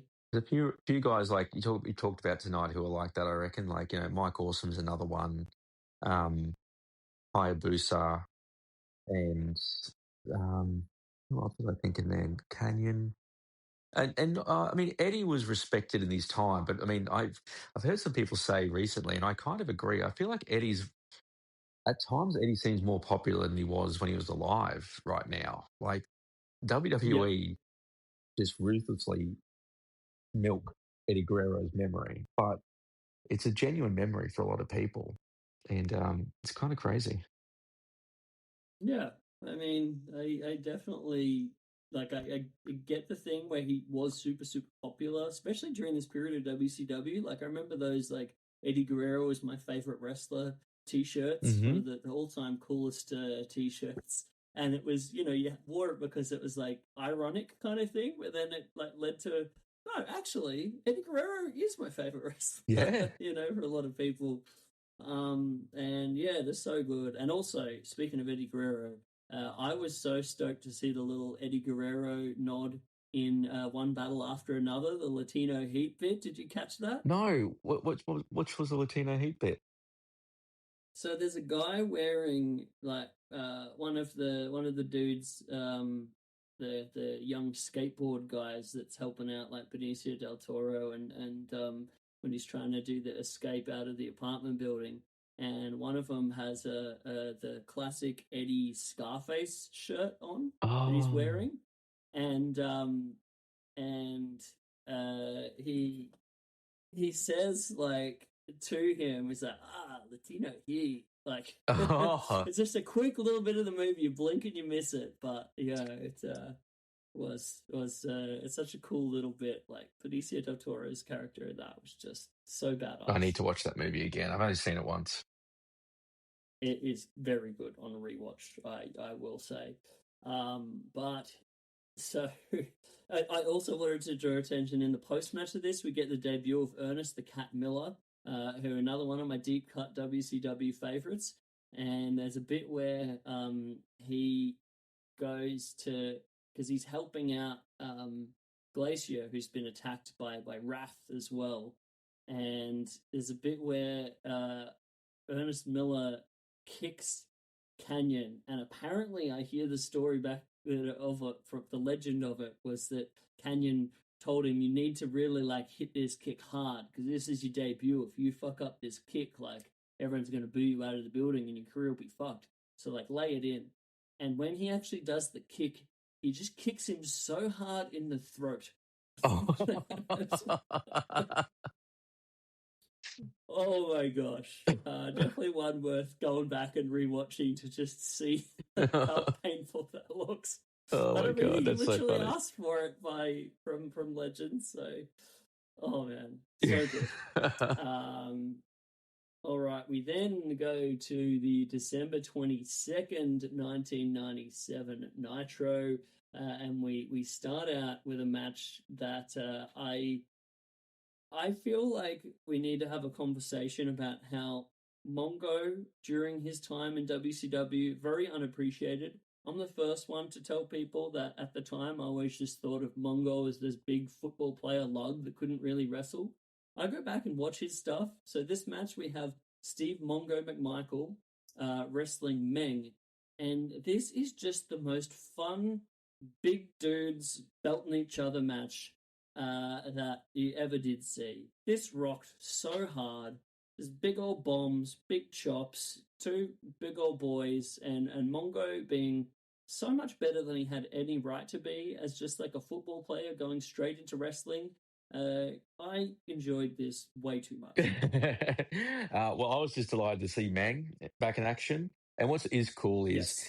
he's such a big, thick, intimidating dude himself. And to get him in the ring with McMichaels, who's I think he was a linebacker or whatever he was for the Bears. He's enormous too. So it is just these big behemoths, big, but not just big, but really, you can just tell how strong they are, like in their chests and their shoulders and everything. Like it's, so when they are whacking each other, they can just lay it in harder because they knows the other guy can take it, right? Man can hit this dude and he's not going to break his ribs. Well, he probably could if he wanted to. But man. But yeah, really fun slobber. Like, what's JR's old thing? A slobber knocker? Warriors. This is the definition of the slobber knocker, I would say. Yeah. And like this wouldn't be out of place as like a big heavyweights match like in All Japan in the 90s or that kind of thing. Like just two big old hosses just beating each other up. And then we get the great finish with the that wooden chair. Oh. I remember seeing it ringside through the match, and I was like, I don't remember seeing that in other matches. Is this going to come into play? Of course it does. Mongo just smashes it over Meng's head. Meng does his classic Meng spot where he refuses to feel that pain, gets the great crowd reaction when he just like screams it off. And then what does Mongo do? He's not going to let that stop him. He hits him with a steel chair and then gives him an excellent tombstone pile driver for the finish. I thought this was such a great finish. Excellent finish. The way that wooden chair, the slaps on it just explode over Meng's head. And then, he's like, okay, wooden chair doesn't work. Steel chair. Steel chair kind of works, but he's still standing. All right. Tombstone. And what's cool about that, I think, is, rather than being like, give him a tombstone or give him a finish, doesn't work, give him two more finishes to finish him off. Like that's something you see a lot at the moment. Rather than that, it's like a really close together escalation. So in like the space of, 45 seconds, he does those three things to him, maybe a minute. And that's cool. It's like Meng doesn't even get any offense in for that time. He's just sitting there, you just say, shrugging off the pain. And he's not, it is cool too, because like he's not, when Meng does that spot, it's not like he's not selling. But his whole thing is that, yes, this hurts, but it doesn't hurt me enough. I'm too tough for that kind of pain. Do you know what I mean? It's not just like he's getting hit and looking at him blankly like I haven't been hit. And even like the escalation. So like one basically does nothing. Second one kind of does something because he's wobbly, but then the tombstone finishes him off. So very good. Yeah, I thought this was so great. And our second time at Wrestling Club seeing someone smash a wooden chair over Meng's head to little effect. Yeah. Again, think people would learn. Don't bother with forget about the wooden chair. That's not going to work. You're going to have to tombstone this man. Such a great spot, though. I want to see that. I can see why they're just like, you know what? Keep them coming. Everyone loves it. It's awesome. Keeping the wooden chair industry in business. Just breaking them over Meng's head. Yeah, so good. So hopefully we can spread a little bit of the love for Steve Mongo McMichael here, and we then move on to we got a little teaser earlier on for the Nitro party. So you can send in your own video, Joe. If you film your Nitro party on your camcorder that you happen to have at home, send in that VHS tape to WCW at their offices. But just know that they're not going to send that tape back to you, and it may be thrown in the bin. But it's my only one. I used to have one videotape, and I sent it to WCW, and they never gave it back, the bastards. Not only will they not give it back to you, but it remains their property. So they might just be, in fact, what they might be doing is making money off your tapes. As I said to you last night, some poor, lowly paid, or not even paid intern at WCW offices had to review hours of nonsense, probably people exposing themselves indecently to the camera, probably just freaks sending in like obscene videos, not even of Nitro parties, and they're like, no, this one's just another flasher. Destroy that tape. I can almost guarantee there had to be like a secondary B cut that they just sent around to show the different people in the office to be like, oh my gosh, Jerry, you've got to come over here. Yeah. Have a look at this one. You've got to see this guy. Yeah. And as you said, unfortunately, we missed our time. We could have been on those. We could have wasted money sending a tape to the United States, never to be seen live on TV. I mean, in a way, we had our own Nitro party that was this wrestling club.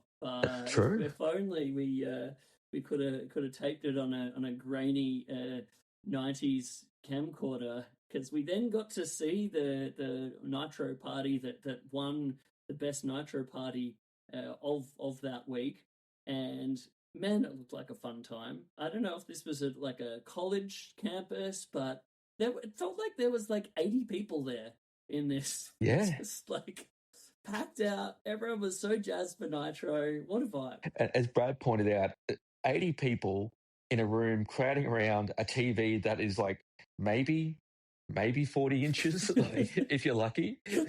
You forget, like, now we've all got flat screens. You forget it's not unusual. We all just expect that we have 55 and 60-inch televisions, but that nobody had those back then. And so God knows if you could even see anything. You're like, oh, yeah, I guess some guy is winning, unclear. I'm away at the back of the room. I can't see a damn thing. Man, this just is. I had to include a little bit of the Nitro Party thing at the wrestling club because, man, what another thing that just gives me so much nostalgia to see those in that time, and just such like of like 1997 was great. And then we led up to the match that was actually my most recent match of the week. We got a Lucha Trios match that I thought just defined like the perfect like short, because none of these matches really get to go that long when they're on Nitro. That's my only criticism, but just a fantastic Trios match that I thought for its time absolutely perfect. Just an all-star cast of Juventud Guerrera, Rey Mysterio Jr., and Hector Garza up against La Parka, the original La Parka, LA Park. We also had Psychosis and Silver King, the very, very underrated Silver King. And man, this match, to say it was fun would be an understatement. It was a lot of fun. So many, again, so many spots, a bit like the FMW match, like you almost can't go through them all off the top of your head. But yeah, so many, and you're right, like Silver King, like so good in this match. Yeah, really enjoyed it. I mean, La Parka, I thought this was such a great, captured a lot of that magic of his like run in the 90s. I think that La Parka's run in WCW is thought of very fondly, like shockingly fondly when you think about it. It's a guy who, like, majority of the time, like I think I could probably count the amount of wins that he got on like one hand for the entire time that he was there. But it's just such an excellent character. Such a memorable character and such a badass like worker around that time as well. Like he to me really was the glue that held this match together. We got his like great ridiculous dive to the outside on the dude who was like sitting on a chair. Yes. Like Yes. so good. Yeah. And that's just another cool thing. But I was thinking too, we discussed it earlier tonight about Liger and wearing that full get up and having to wrestle like literally head to toe covered. And La Parka the same, like just having to wrestle and how difficult that must be. Like your ears are covered, your eyes are mostly covered, your peripheral vision, how hot and sweaty you must get throughout the whole process, and the mask moves and you can't see, and yeah, and but it is such an iconic, cool look. So like, and it's that I know it sounds weird, like it's such a little thing, but like the dance as well, like just that little iconic, his strut. Yeah, I love it. It's such like something about it, like seeing it's like this.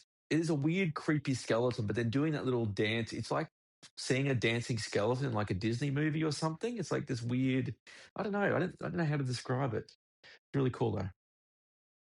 Yeah, definitely. Yeah, I love this, and I thought this was good to sort of like as a sum up of that sort of like my love letter to the WCW Nitro like luchadors in the cruiserweight division, and just how special and memorable a part of the those cards, like we were saying, that get all sorts of stuff on a WCW Nitro, but I think a lot of people's favorite was the Luchadors. So that was the reason I included that one in there. We then move on to at the pointy end of the evening here. We get a little Macho Slim Jim challenge video that oh man, it made me so happy to watch. Just absolutely ridiculous. There was NASCARs going on. I still don't quite know exactly what the details of this competition or what any of this was, other than just Macho Man was so awesome. I was too distracted by Macho Man playing with the little, I don't know what it's called, but the little thing they use to remove the tires. Someone thought it was a good idea to give that to Macho whilst he's doing his promo, and with no real reason or rhyme or reason that I can understand, he just occasionally be like, he's like, oh yeah, and just like give that as a zap, and at the end he does help by lifting the NASCAR, obviously because he's the Macho Man, he can lift an entire car to allow the guy to change the tire. But I'm still in my head that was not intentional, and he just picked up that little thing, that little tool, and just played with it for no reason. I don't think that was scripted. I think they just like, oh, okay, I guess Macho's going to do this. Go with it. we got one take. Let's just go. Yep. You're not gonna say no to that magic. Absolutely. We then get to our main event of the evening, and we're finishing it strong. As mentioned earlier, it was a key match from the All Japan Women's Saint Battle Final, big show at, I believe it was Tokyo Ryogoku Kokugikan Sumo Hall. This actual event took place on December 6th, 1993. It was the big tag title match between Minami Toyota teaming up with Toshio Yamada against the great team of Dynamite Kansai and Mayumi Ozaki. And dang, dude, like I had heard the legend of this match, but I'd never actually seen it before. I was, preparing the things for this wrestling club. And this thing absolutely blew my mind. But before we actually got into it, I always feel the need to include the big epic entrances for these big Japanese matches. And on the VHS cut, which is what I included for the match itself for Wrestling Club, it actually had the entrances cut out. So I went back to the December 22nd edition of All Japan Women TV, and I think there was a weird rights thing where you could include the licensed music if you're airing it on TV in Japan, but you couldn't include it unless you own the rights to it if you're releasing it on VHS. So that's the reason why sometimes the music would get dubbed out on the VHS versions. So I included the version from the TV show, as well as some other little great bits and pieces that they had from the intro of the TV show and some of the ads of that particular one. And yeah, the entrances I definitely think were worth the effort because they were just as epic as I was hoping. But man, what a match! Yeah. Again, so much happens in it. You really can't go through it all. But I spoke earlier about the sound of Tanaka's head cracking into the table when Mike Awesome hit him with it. The other sound in this was the kicks that Yamada was throwing into Dynamite Kansai. Oh my god! Just I couldn't.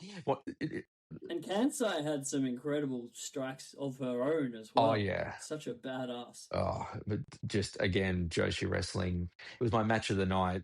The way in which these women just beat the absolute tar out of each other. You've got those kicks. You've got Toyota being like, again, one of the greatest wrestlers to ever walk the face of the earth. And then you watch a match like this, you're like, yep, the drop kicks. An insane drop kick late in the match. Dude, that one to the outside, oh my gosh. Looks like she drops off a cliff. She just kind of disappears, right? Yeah. It's like, unbelievable. The superb bridging out of pins that Toyota does again Love and it. again. So good. And Brad made a great point at one point, which is that Toyota's obviously so flexible. Like she's such a great athlete that there's one point there. I can't remember who had her in like a single leg Boston Crab sort of thing, and she's so contorted that I'm sure it's still painful for her, but she's getting into a position that most people's bodies just will not bend into. Doesn't matter how much you stretch, which makes it look Yeah. so cool. Like it looks, she's selling it so well because it's just like, can you stop? You're going to pull this woman's leg out of its socket. Just an absolutely incredible match. And I think one of the really good things, you had so much crazy action, but they did such a good job of like drawing you into it and making you feel like it was believable. Like, and that a lot of it came down to just some incredible selling, especially like, talking about Manami Toyota, but also some really stiff strikes. Oh, It just felt like it had so much heart in addition to like just the epic, athletic work rate kind of like side of it, to where I don't think this is like an exaggeration in saying I think this may be the greatest like tag team women's wrestling match that I've ever seen. well, I mean, one of the things we spoke about too on the night was, at one point there when Toyota, she's not even tagged in, but she's not just standing there waiting for her thing, sort of like half-heartedly like reaching across for a tag. She's there screaming. So she's fully committed as a character the entire time, whether she's actually wrestling or whether she's waiting for the tag. And what she's screaming, I don't know whether she's screaming encouragement or screaming abuse at the opposition or what she's doing, but the facials in so much of that Joshi wrestling is so good. Like when they get hit, or sometimes I don't think they're really selling because they just actually got kicked square in the back. You probably don't have to sell that too hard, but I think it just hurts, and that's how your face looks. But just fully committed with their facials throughout the entire match, and just screaming their lungs out when somebody kicks out. They don't just look at the ref and hold up two fingers to be like, oh, two. Oh, sir. The generic shocked face kind of thing. Yeah, what? They're screaming like,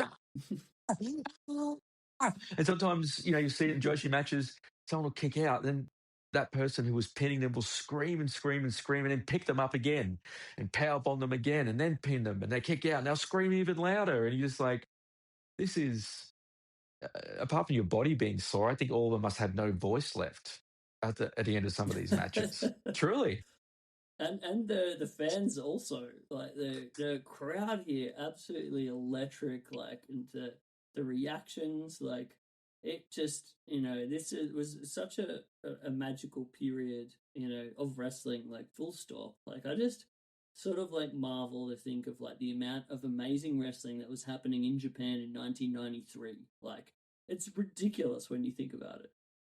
Yeah, and the other thing as well, some of the timing on some of those breakup of the pins is like pinpoint accuracy, laser guided bomb pinpoint accuracy for, that hand is coming down for the 3 and someone just sails in out of nowhere to hit him. We got actually, I think it was in the FMW match. So many times they got me on those near falls, dude. Like where I was a sucker. I was like, all right, of course this is it. And then just miraculously coming out of like, side of the camera. Like, and some of those near fall like breakups as well. It's like they actually were like hauling the person like off of them or coming in with like a crazy like side kick to break it up. Or there was some just great pinfall breakups. Some great moments too where, they'd sort of preemptively kick the opponent in the head so they can't break up because they've broken up the last pin. So you kick Dynamite in the head so Dynamite can't get back in to do it this time. But Dynamite finds a way and breaks up this pin as well. And a really incredible match. Thank you for choosing it, for having it on. It was my match of the night. That's all right. I definitely wanted to do something special for the main event slot. And I think especially because a lot of our previous matches were kind of shorter. I was like, all right, I think we can have one that's like got a girthy sort of like time to it.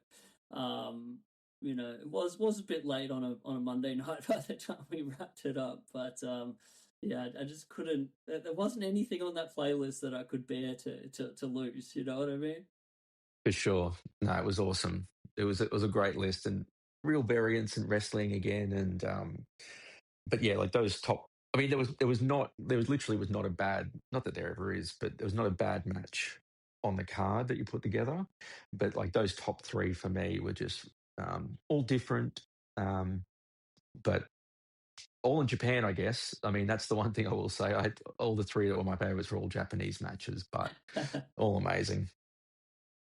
Yeah, thanks, dude. I thought it was a really good night, all in all, and I felt it was sort of a good reflection of Monday Night Wrestling, and maybe a little bit of a different one to what a lot of people would expect off the top of their head when you say that we're going to play a bunch of Monday Night Wrestling. I guess that's kind of what I was going for. Yeah, well, you achieved it for sure. Thanks, friend. All right, well, thanks so much for joining us for this debrief here. I feel a sense of completion when we get to wrap back around and look at the playlist and talk about it in this way. But we'll throw over to some slightly drunker versions of ourselves and go around the room and see what everyone thought of the evening that was. But thanks so much, my dude. No worries, dude. Anytime.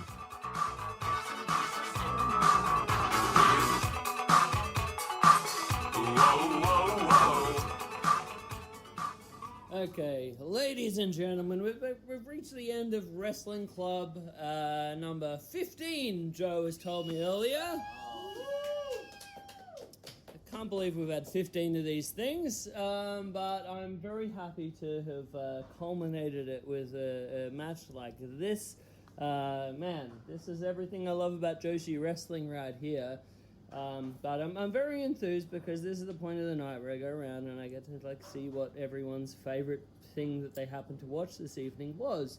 That's one of my favorite things about getting to do these nights. It's like, I think the magic of wrestling is that everyone connects to a little bit of something different kind of thing. And, I try to, when I put these playlists together, like kind of curate like an eclectic kind of like vibes kind of deal, so we get a bit of everything kind of deal. And it was honestly important for me on this one to like end on like such an epic Joshi match as we have here. I'm a big fan of Japanese women's wrestling, and I think it's like really wonderful to get to sort of like give it its kind of like rightful place as like let's just give it its flowers, you know what I mean? Like I think it's a wonderful thing. So I don't want to kind of like impugn upon your opinions on tonight in saying that. So I really want to see what everyone thinks was their favorite thing that they happened to watch. So starting here with Joe, my friend, I know in the past the Joshi matches have been some of your favorite things that we generally watch. Tonight it took the cake, the big women's tag title match, but we had a lot of things going on tonight. What did you think? What spoke to you the most, my friend? Initially, for the most of the match, most of the night, it was going to be the Hayabusa, Terry Funk, Masato Tanaka, Mike Awesome. FMW baby match. However, it was unfortunately completely eclipsed by the Joshi match, which was the main event. But honourable mention to that match because that was some of the most mind-numbing stuff I've ever seen in the best way. Yeah, man. I think I agree with you there. So there's some magic that happened there where you're just like, dude, man, this is what wrestling's all about. And yeah, it's like I think it just spoke to me on like a deep level So yeah, good taste there, my friend. If we continue along the room, friend, do you have anything that you particularly enjoyed the most from? I know you're watching, from the bar area through the evening. No pressure. But was there anything that spoke to you the most? You don't have to necessarily remember names or whatever, but like vague sort of like, things that connected. Am I right in saying Hulk Hogan had a spaghetti yes, he did. restaurant? Yes. What was it called? Spaghetti Pastamania. Pastamania. Pastamania, baby. I mean, that's God. It's kind of upsetting. And you know what? He might be the future vice president of America, I'm sure. Fortunately, he died, so we're spared. Hallelujah. Hallelujah, exactly. I mean, that being said, soon, I was gonna clip that clip where it was from the Liger versus Brian Pillman match, but then I watched that Pastamania segment, and I was like, my word, I cannot deprive Wrestling Club from the magic that was Pastamania. So it honestly is so fulfilling to hear that that connected with somebody. So thank you. All right. What else do we got, mate? I think I really like there's a bit of Eddie Guerrero and Rey Mysterio and a lot of WCW cruiserweights. Heck yeah. And yeah, I love that kind of stuff. They're probably the powerhouses of WCW. Oh, and they probably needed a lot more attention. And yeah, I enjoyed it. Yeah. I'm happy to hear that, dude, because the light heavyweight, cruiserweight division of WCW, I think was a magical thing. And I think when you look at the mid card of the WWF from that era, it's it honestly it made WWE's main card, top card. Yeah, you look at the top of the card of WWF and you're just like, okay, yeah, obviously Austin and The Rock and Undertaker all had a lot of fire going on, but the mid card had nothing on that sort of WCW mid card or cruiserweight Pure division. entertainment, always going. Yeah, dude. Yeah. So much energy, so much fire. Yeah, that's what I was trying to convey with this kind of things. Let's show how rad a Rey Mysterio Jr. or a Dean Malenko or a La Parka, these dudes that I have so much love for. Dean Malenko, Psychosis. Yeah. Oh. Yeah. Heck yeah, dude. Yeah. Stoked to hear that you enjoyed it as well, my friend. Did you have anything that was your favorite? I like seeing Lopaka's dad because I've only seen, is it his son now wrestles? And he does the dance? Yeah. Was it his dad that we watched tonight? The OG one? So the OG one, they're actually not father and son. Okay. So the original Lopaka, he's actually still going to this day. He's his badass luchador called LA Park. But the really cool thing about I guess the importance of what he did is we then got another guy the sequel to La Parka with Triple AR, and then that's even gone on again. Now we have a third one in the WWE sort of Triple AR. Triple AR, okay. Yeah. So that's who I'd originally seen, and then to see the original, I guess tonight was super cool. And he does the original dance. But then seeing these Japanese women was absolutely insane. I really like that they show no fatigue. They just keep going. They just have so much energy and they're so strong. So that was really cool to see. So yeah, I've never seen anything like that. Oh, that makes me so happy. Yeah. I want much more of those. I really love women's wrestling when it's presented as all right, we can be so much more badass than the men if we just have the shackles off. Yes. And it's that's what I really dig about this stuff, because it's You just give the presentation, you give them the effort, and they prove it. 100%. Yeah. And it's some of the best stuff you ever did see. That was insane. They're so brutal. I loved it. Oh. And they were really hot.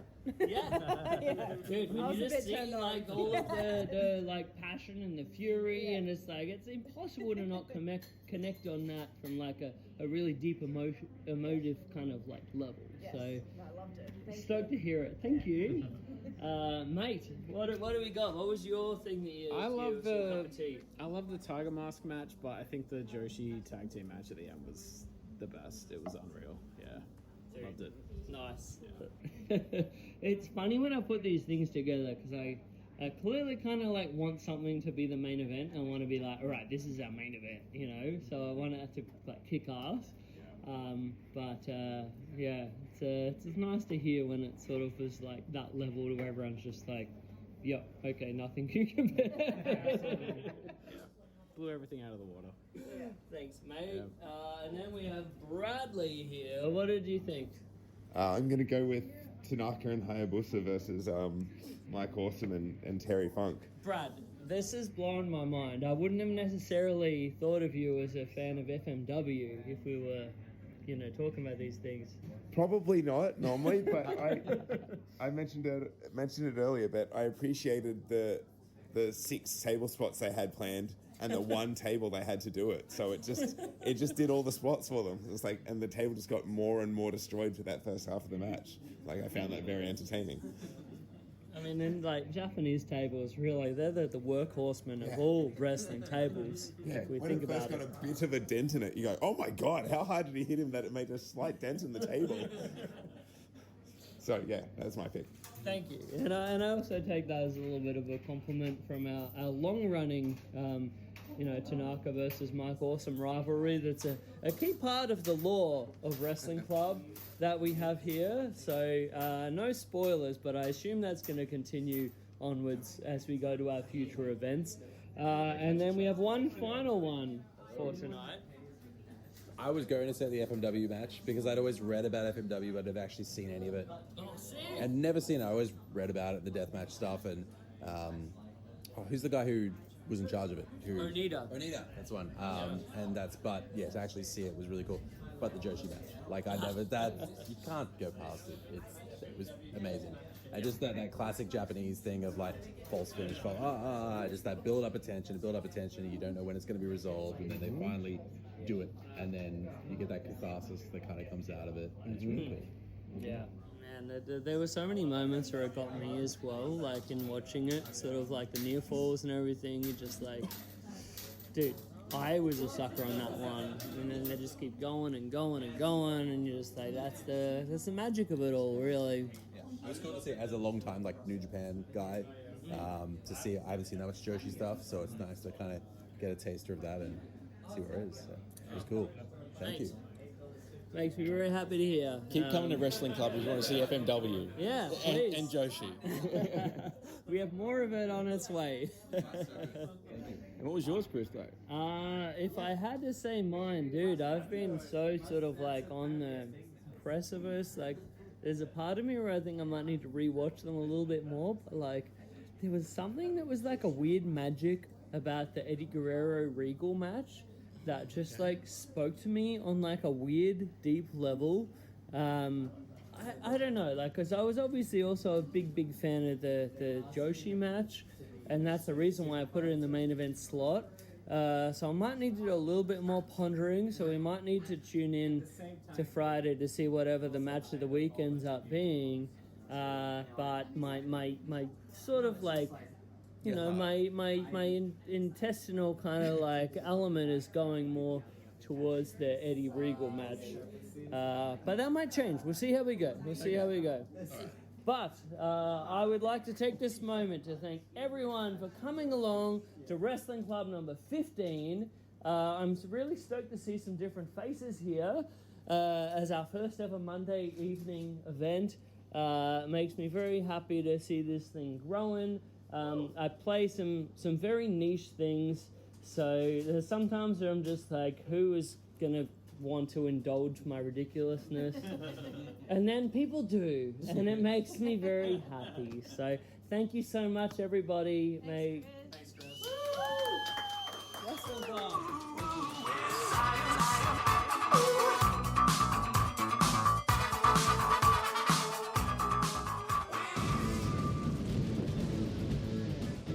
Welcome back to the action here on WCW Monday Nitro on TNT, and it has been a Monday Nitro weekend here at the Mall of America.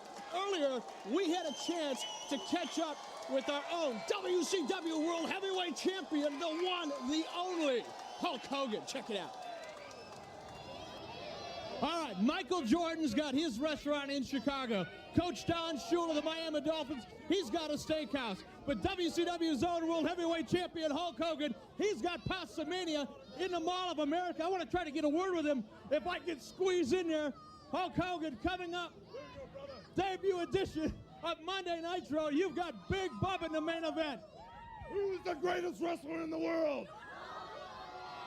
You know something, Eric Bischoff? Tonight on Monday Nitro, Pasta Mania has got all my Hulkamaniacs running wild. And I've eaten so many Hulkaroos and Hulk-U's, I kind of feel sorry for Big Bubba, brother, because tonight, brother, first time on TNT, I'm putting the WCW heavyweight title on the line, and with Pasta Mania running through my brain, who's going to beat Big Bubba tonight, Hulkamaniacs?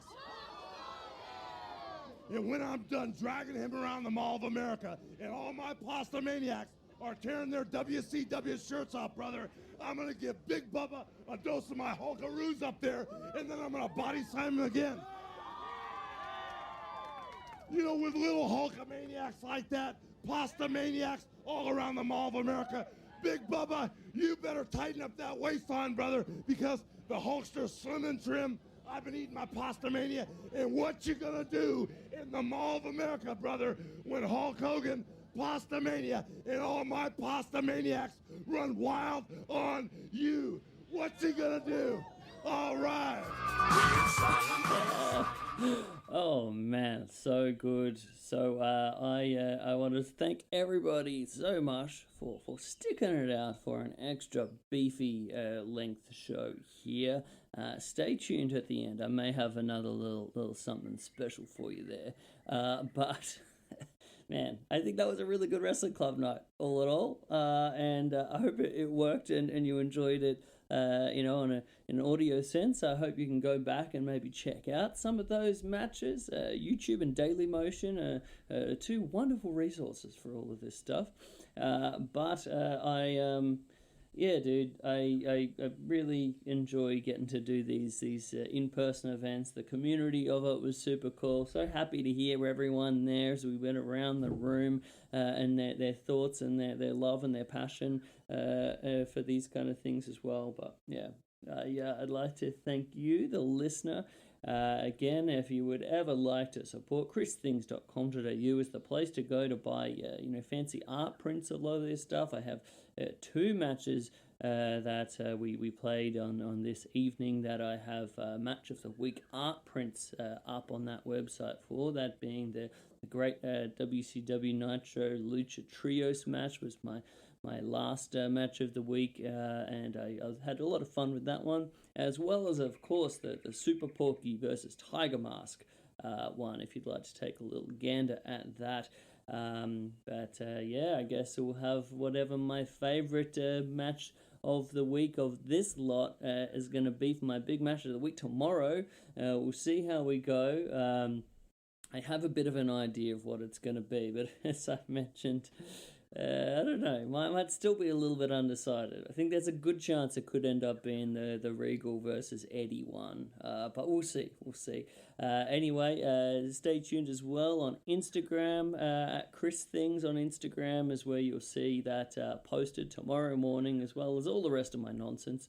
And I'd like to say a big old thank you to Social Suplex, a great team that allows me to do this podcast for all these bloody episodes, 93 episodes of this ridiculous podcast. I don't know how this happens, but I'm grateful that they let me do it.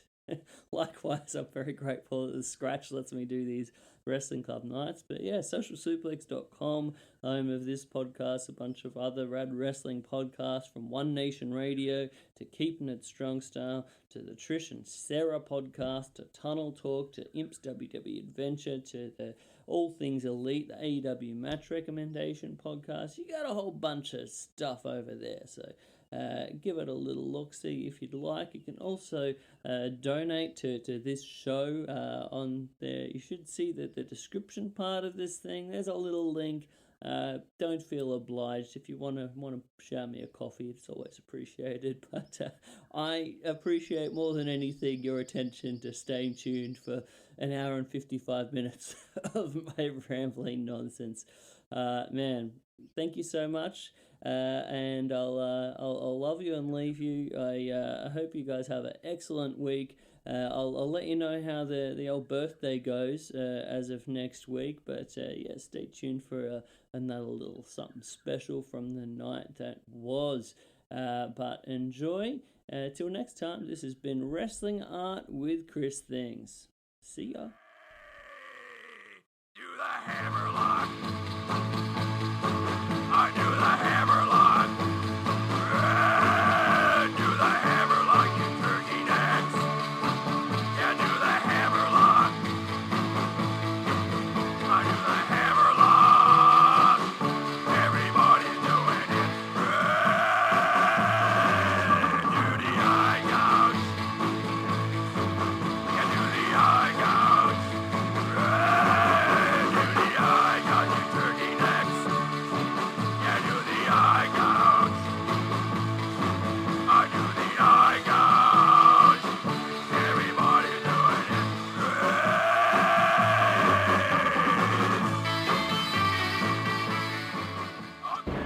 it. Jimmy Hart, stay tuned. More Monday Nitro right around the corner here on TNT.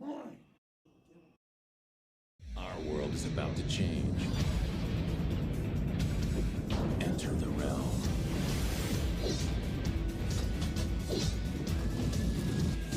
Blood runs cold.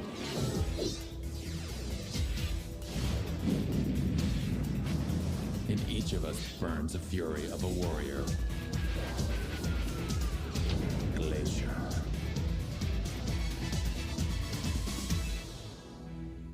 I look at me and think there's a guy who likes a good book, appreciates the ballet, a guy who could get lost staring at paintings in a museum. But that's what you think.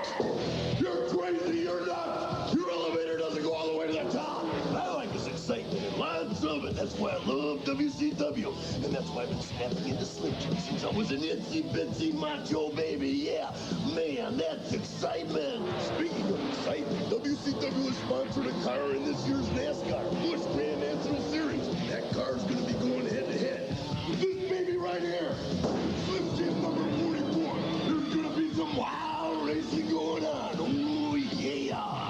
Due to legal obligations, I can't tell you who I'm going to be rooting for. Want even more excitement? Well, you come to the right place. The Slim Jim's getting together with WCW for a special single night elimination tournament tonight, right here in Charlotte.